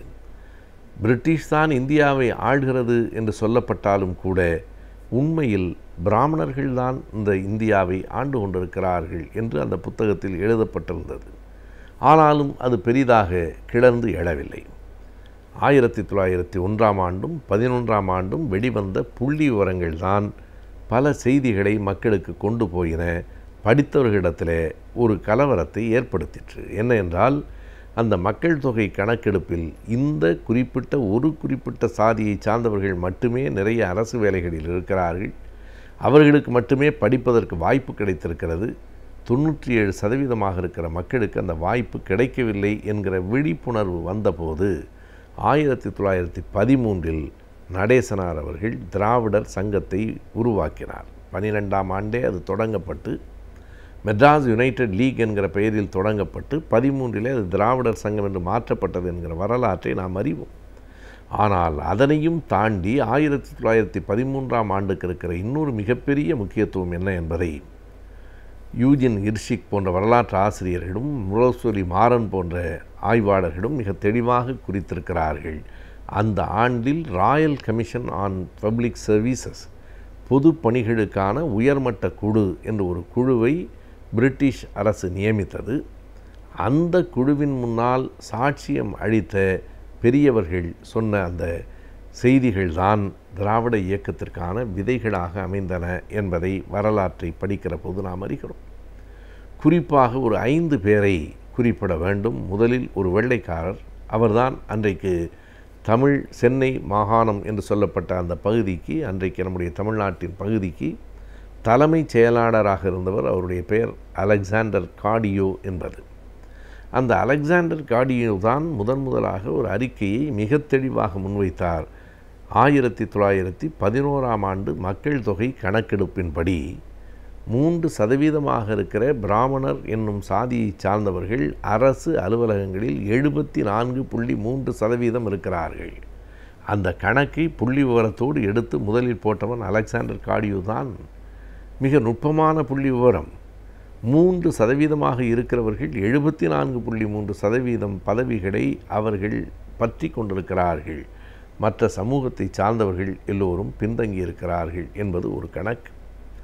இரண்டாவதாக, அந்த உயர்மட்ட குழுவின் முன்னால் சாட்சியம் அளித்த இலங்கையிலிருந்து வந்திருந்த ஒரு அதிகாரி AM குமாரசாமி தம்பி, ICS என்று அவருடைய பெயர். இன்றைக்கு நாம் IAS என்று சொல்லுவது அன்றைக்கு ICS ஆக இருந்தது, இந்தியன் சிவில் சர்வீசஸ் என்று இருந்தது. அந்த AM குமாரசாமி தம்பி மிக தெளிவாக சொன்னார், நீங்கள் தகுதி திறமை ஒரு குறிப்பிட்ட பிரிவினருக்குத்தான் இருக்கிறது என்று கருத முடியாது. பயிற்சி வருமானால் யார் ஒருவருக்கும் அந்த தகுதியும் திறமையும் வரும். பெரும்பான்மையாக இருக்கிற சமூகங்களை முற்றிலுமாக புறக்கணிப்பது நியாயமில்லை. எனவே எல்லோருக்கும் ஒரு வாய்ப்பை அளிக்க வேண்டும், எல்லோருக்கும் வேலைகள் பகிர்ந்தளிக்கப்பட வேண்டும் என்று சொன்னார். அதற்கு அடுத்த கட்டமாக அன்றைக்கு சென்னை ராஜ்யத்தினுடைய வருவாய்த்துறை அதிகாரி, ரெவென்யூ டிபார்ட்மெண்ட் வருவாய்த்துறை அதிகாரியாக இருந்த பாலாஜி ராவ் நாயுடு என்கிறவரினுடைய வாக்கு மூலம் மிக முதன்மையானது. அவர் அந்த உயர்மட்ட குழுவின் முன்னால் தோன்றி அவர் சொன்னார், அப்படியெல்லாம் ஒரு பிரிவினருக்குத்தான் தகுதியும் திறமையும் இருக்கிறது என்று சொல்ல முடியாது. அப்படி அரசு நம்புமே ஆனால் நான் முன்வைக்கிற வேண்டுகோள், அந்த தகுதியையும் திறமையையும் பலி கொடுத்தாவது மற்றவர்களுக்கும் நீங்கள் வாய்ப்பளிக்க வேண்டும். அப்போதுதான் மக்கள் மத்தியில் ஒரு நம்பிக்கை பிறக்கும், தங்களுக்கும் அரசு அலுவலகங்களில் வேலை கிடைக்கும், இது நம்முடைய நாடு என்கிற எண்ணம் வரும். ஆகையினாலே ஒரு பிரிவினருக்குத்தான் தகுதி இருக்கிறது, திறமை இருக்கிறது என்று நீங்கள் கருதினால் இருந்துவிட்டு போகட்டும், அதை கூட நான் ஏற்கிறேன். அந்த திறமையை பலி கொடுத்தாவது நாட்டின் ஒற்றுமையை, நாட்டின் சமூக நீதியை நிலைநாட்ட வேண்டும் என்று பாலாஜி ராவ் நாயுடு சொன்ன இந்த 3 கூற்றுகளும் அந்த Royal commission on public services என்று சொல்லப்பட்ட அந்த பொது பணிக்கான உயர் மட்ட குழுவை சிந்திக்க வைத்தது. இது 1913ஆம் ஆண்டு. இதுதான் முதல் விதை என்று குறிப்பிட வேண்டும். அதற்கு அடுத்து மிக அழுத்தமாக சொன்னால் அதே குழுவின் முன்னால் தோன்றி TM நாயரும் PT தியாகராயரும் சொன்ன வாக்குமூலங்கள் ஒரு மிகப்பெரிய சமூக மாற்றத்திற்கு வழிவகுத்தன என்பதை நாம் குறித்து கொள்ள வேண்டும். இந்த மூவரும் தான் நீதி கட்சியை தோற்றுவித்தவர்கள். Natesanar, TM Nair, PT Thyagarayar. நடேசனார் தான் நான் முதலில் குறிப்பிட்டது போல திராவிடர் சங்கத்தை நடத்தியவர். PT தியாகராயரும் TM நாயரும் அன்றைக்கு ஒற்றுமையாக இருந்தார்கள். பிறகு அவர்களுக்குள் ஒரு கருத்து வேறுபாடு வந்தது. அந்த கருத்து வேறுபாடுகளையெல்லாம் களைந்து எறிந்துவிட்டு 1916இல் தென்னிந்திய நல உரிமை சங்கம், அதாவது அந்த நீதி கட்சியை தொடங்கினார்கள். ஆனால் அவர்கள் இருவரும் இந்த உயர்மட்ட குழுவின் முன்னால் என்ன வாக்குமூலத்தை 1913இல் கொடுத்தார்கள் என்றால், மேன்மை தங்கிய இந்த பிரிட்டிஷ் அரசு அந்த சமூகத்தினரிடம்தான் அபாரமான ஆற்றலும் அறிவும் இருக்கிறது என்று ஒரு வேளை கருதுமானால் இப்படியாவது செய்யுங்கள். முதல் 50%, அதாவது 100 வேலை இருக்கிறது என்றால் 50 இடங்களுக்கு எல்லோருக்கும் போட்டி வைத்து யார் தகுதி இருக்கிறதோ அவர்களை தேர்ந்தெடுத்து கொள்ளுங்கள். மீதம் இருக்கிற 50 இடங்கள் பார்ப்பனர் அல்லாதவர்களுக்கு மட்டும் என்று நீங்கள் அறிவியுங்கள். ஏனென்றால் ஒரு பிரிவினரே மொத்த இடத்தையும் எடுத்துக்கொள்வது நல்லதில்லை. வேண்டுமானால் அவர்கள் தகுதி திறமையால் 50 இடங்களை கூட வந்துவிடட்டும், 50% முழுமையாக கூட அவர்களுக்கு போகட்டும். அவர்கள் 3% இருந்தாலும் மீதம் இருக்கிற 50% பார்ப்பனர் அல்லாதவர்களுக்கு என்று இருக்க வேண்டும் என்று கோரிக்கையை வைத்தார்கள். அந்த கோரிக்கையை அன்றைக்கு பிரிட்டிஷ் அரசு உடனே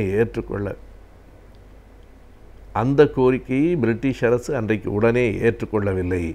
ஆனால் அதுதான் வளர்ந்து பின்னால் 1919இல் வலியுறுத்தப்பட்டு 21இல் பனகலரசர் ஆட்சியின் போது ஒரு அறிக்கையாக வெளிவந்து 27இலே தான் கம்யூனல் ஜீவோ என்று நாம் சொல்லுகிற அந்த இடஒதுக்கீட்டுக்கான ஆணை வந்தது. இருந்தாலும் அதற்கான விதை போடப்பட்ட ஆண்டு 1913 என்பதை வரலாற்றில் நாம் குறித்து கொள்ள வேண்டும். அறிவியலில் ஏற்பட்டிருக்கும் முன்னேற்றங்களை பற்றியும் தொழில்நுட்பத்தின் வளர்ச்சியை பற்றியும் ஒவ்வொரு வாரமும் இந்த பகுதியின் மூலமாக நாம் அறிந்து கொண்டு வருகிறோம். அந்த வகையில் இன்றைக்கும் சில தகவல்களை நாம் தெரிந்து கொள்ளலாம். நிகழ்ச்சியில் அடுத்த பகுதியாக வரவிருப்பது ஆலோசனை நேரத்தில் அறிவியல் மற்றும் தொழில்நுட்பம்.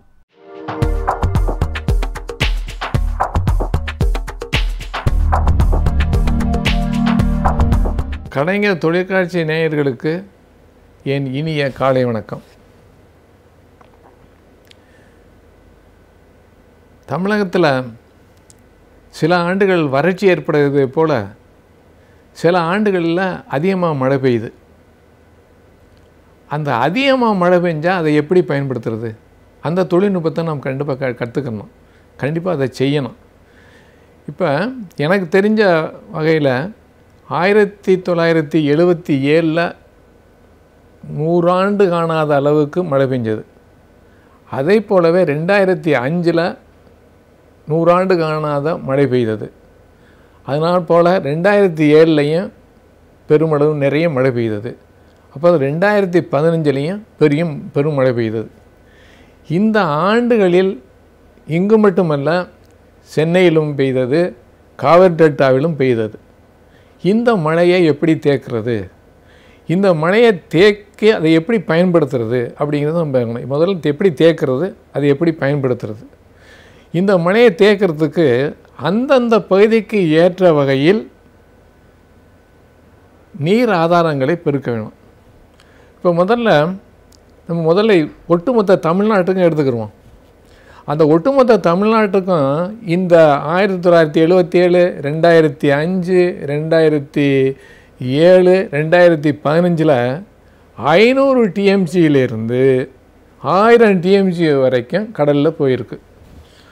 தண்ணீர் பற்றாக்குறை உள்ள நாட்டில், தண்ணீர் தரித்திரம் உள்ள ஒரு தமிழ்நாட்டில் அந்த தண்ணீரை நம்ம வீணாக்கலாமா? வீணாக்கிறது முறையா? அது தவிரத்துலாம் தண்ணி இல்லைன்னு தவிக்கிறது சரியா? அது வந்து தப்பு. அதை பண்ணணும்னா என்ன பண்ணணும்னாக்கா, இருக்கிற நீர்நிலைகள்லாம் இப்போ என்னன்னாக்கா எல்லாத்துலேயுமே மண்மேடிட்டு போயிருக்கு. அவற்றையெல்லாம் என்ன தூர் எடுக்கணும். கிட்டத்தட்ட 40,000 ஏரிகள் நம்மக்கிட்ட இருக்குது.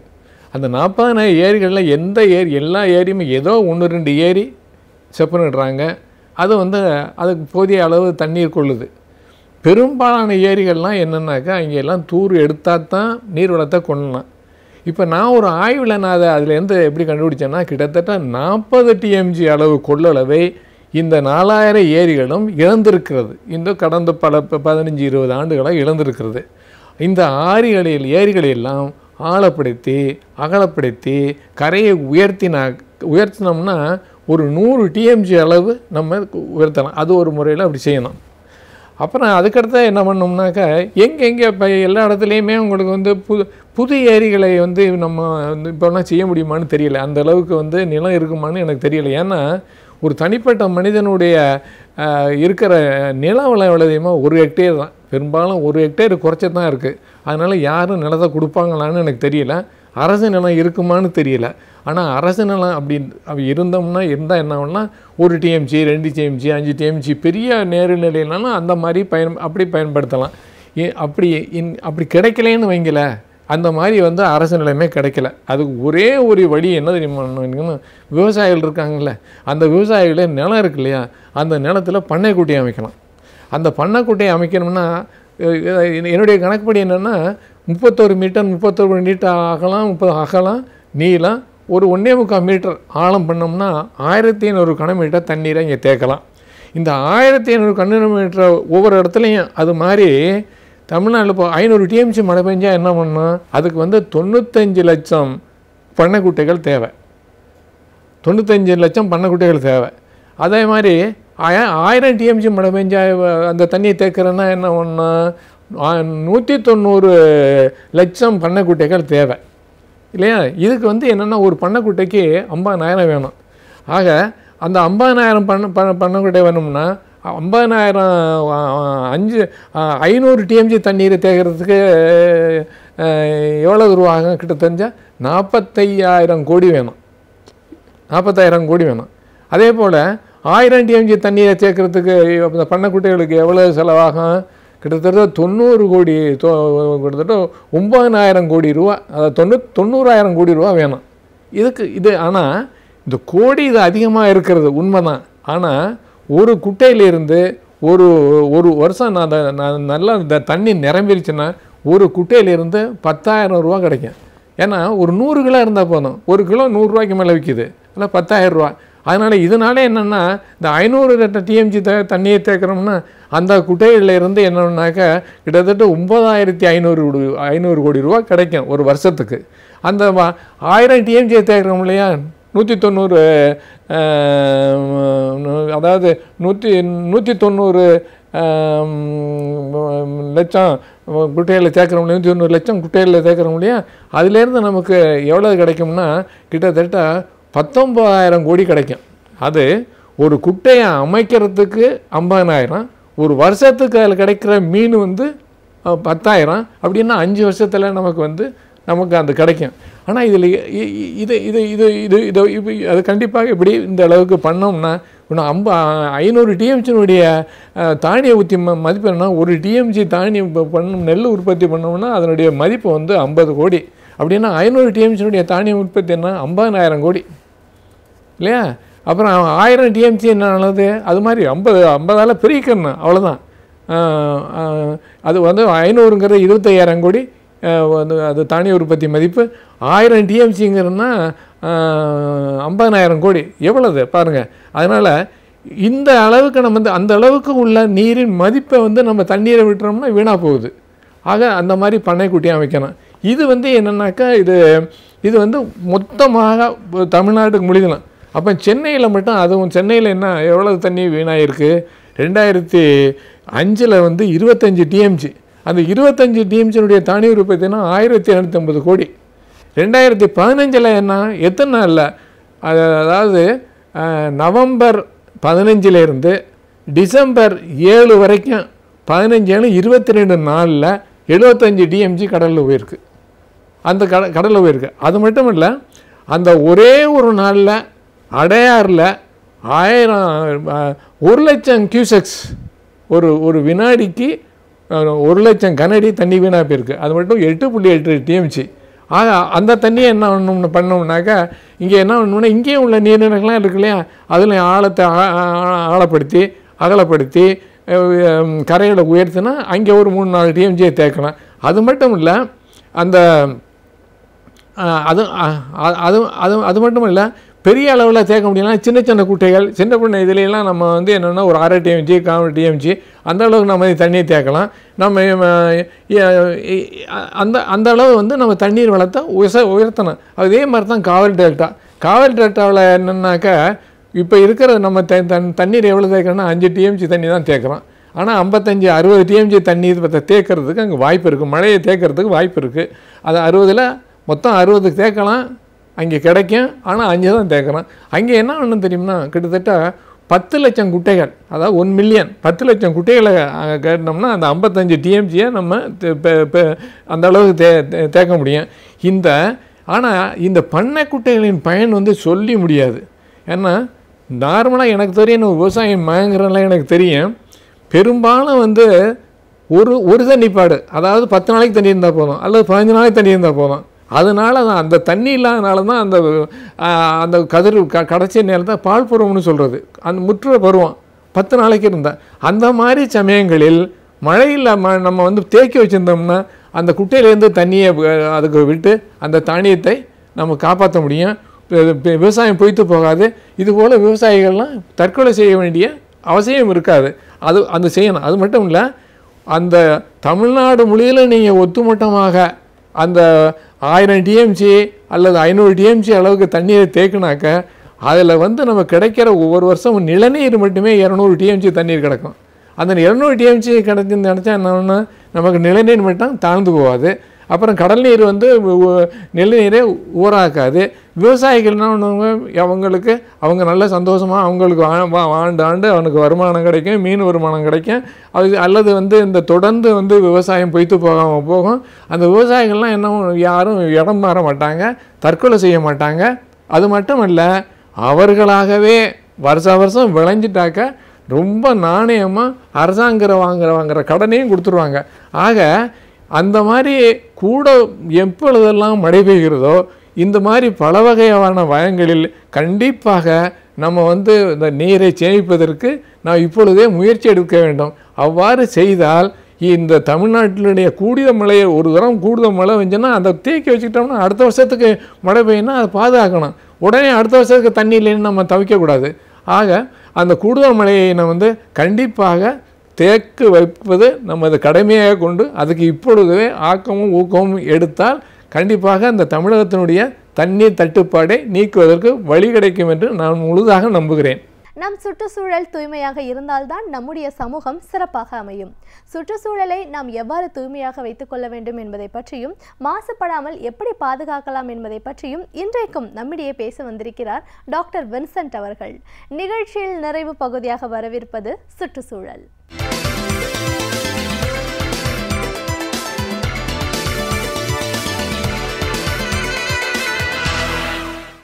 இந்தியாவை அலங்கரித்து கொண்டிருக்கிற இன்னொரு நல்ல விஷயம் என்னவென்று கேட்டால், நம் சுற்றுச்சூழலில் இருக்கிற அந்த சுற்றித் திரிகிற பறவை இனங்கள். இன்று கூட பறவைகளை பார்க்கிற பொழுது நாம் பரவசமாவது உண்டு. ஏனென்றால் பறவைகளை பார்த்து அதனுடைய வாழ்க்கை முறை அறிந்து நாம் அதில் அதிக மகிழ்ச்சி அடைவது உண்டு.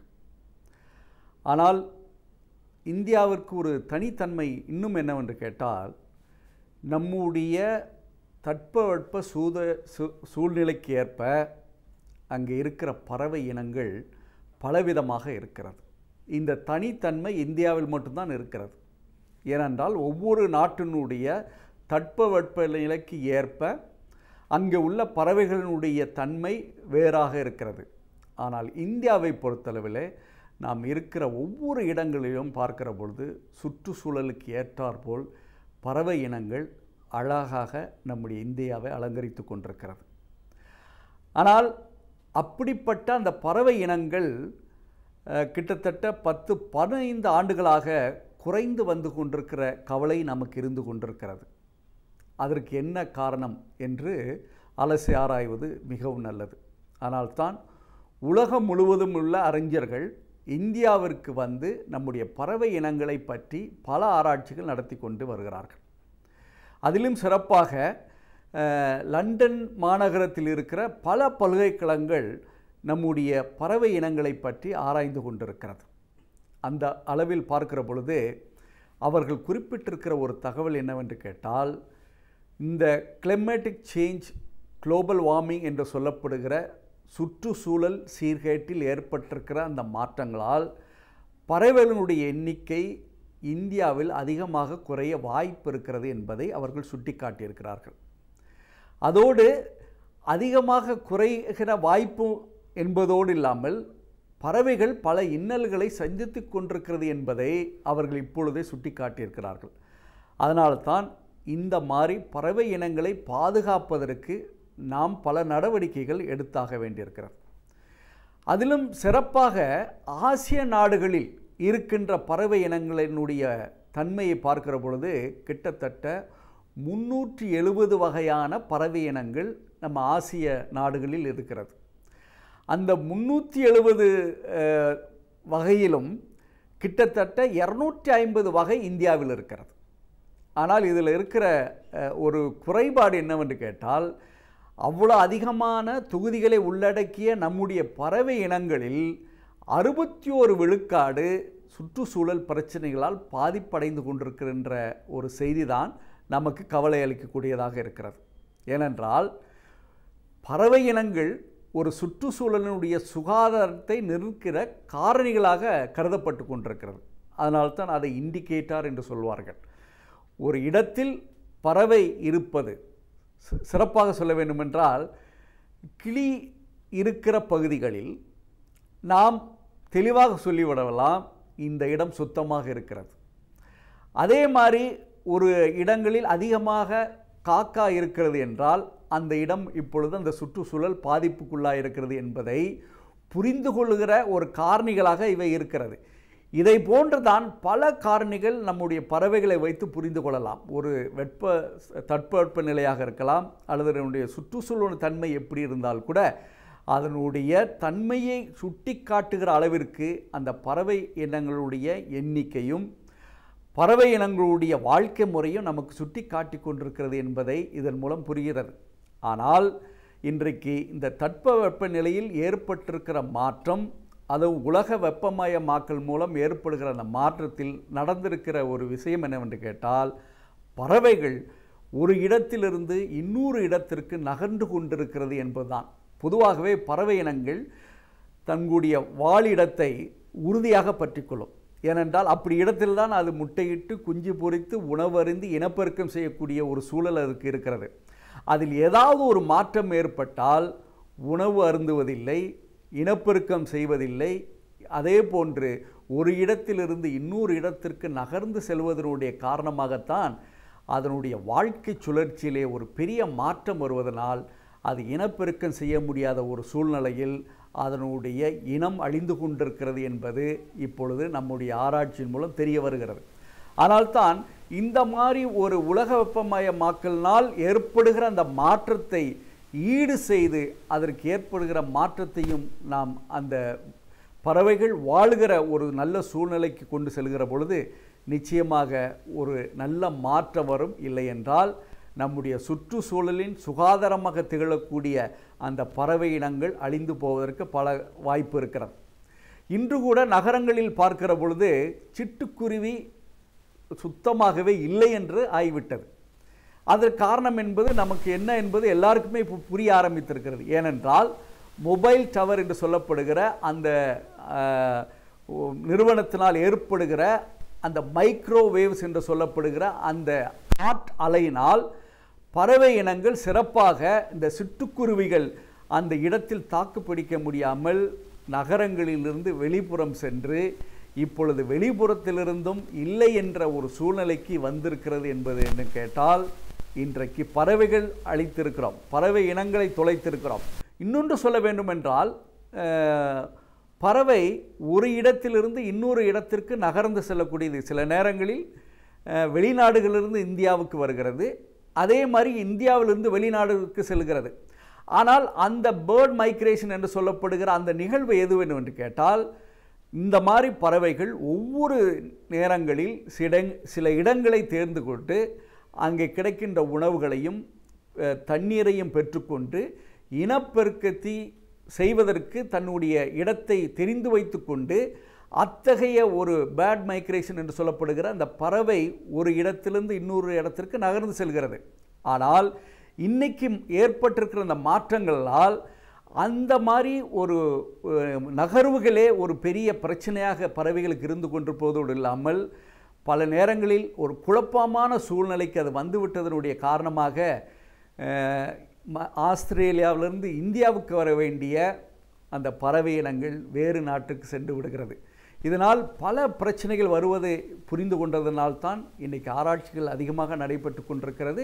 ஆனால் அதையும் தாண்டி நம்முடைய தட்பவெப்பநிலையும் சுகாதாரத்தையும் ஒழுங்காக பராமரிக்கிற பொழுது இந்த மாதிரி பறவை இனங்கள் நம்மிடமே இருந்து நம்முடைய வாழ்க்கை முறையில் முக்கியமான பங்கை பெறுவதோடு இல்லாமல் நம்முடைய சுற்றுச்சூழலினுடைய தன்மையை சுட்டி காட்டுகிற ஒரு காரணியாக இருந்து கொண்டிருக்கும். இல்லை என்றால் பறவை இனங்கள் அழிய அழிய அது மனிதனுக்கும் ஒரு அழிவை தருகிறது என்பதை புரிந்து கொள்கிற போது இந்த மாதிரி பறவை இனங்களை நாம் பாதுகாக்க முற்படுவோம்.